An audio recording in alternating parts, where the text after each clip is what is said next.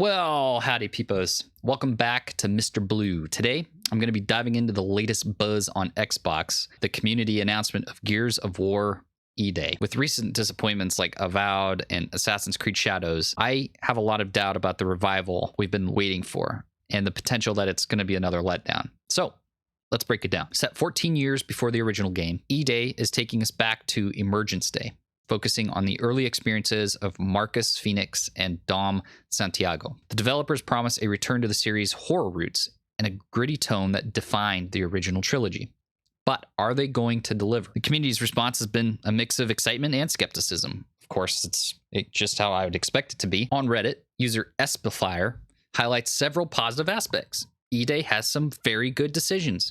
Return of War to the title, no more Gears, base a game on a very interesting and important moment in Gears of War history, which I think many fans are going to be very excited about. Return to the tone of the first game, which in my opinion is the best option that they have available to them.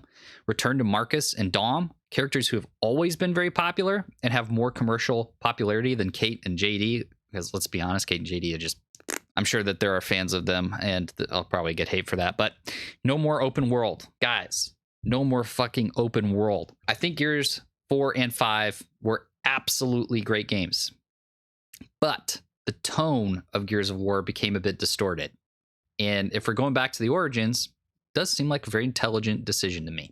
However, given recent Xbox titles struggles and obviously the landscape of Xbox and where it's going to be headed in the future, I have worries about games like Perfect Dark and Everwild that have faced delays, a bunch of uncertainties, and it's leaving fans very wary, and for very good reason. As reported by Game Rant, each of these titles has taken at least 5 freaking years to materialize, with games like Perfect Dark and Everwild still in limbo without release dates. Guys, are we ever going to see these games?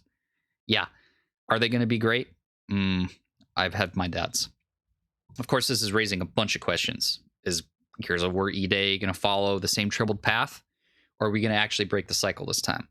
As a longtime fan of Gears, I do think that this announcement of E-Day feels like a nod to the series' roots, and hopefully it ends up actually being a perfect nod to the series' roots. But if we focus on iconic characters and pivotal events, that's pretty promising. Given the track record of their recent releases, though, I would approach this with some cautious optimism, and I think that's our best approach. Developers need to ensure that they capture the essence of what made original games great, and they need to avoid the pitfalls that plagued many other titles. So what the heck does all of this mean? I think what it means is that Gears of War E-Day is going to have the potential to reignite the passion of lapsed fans and potentially introduce new players to the franchise. But given the current landscape of game development, I think that it's essential to manage expectation.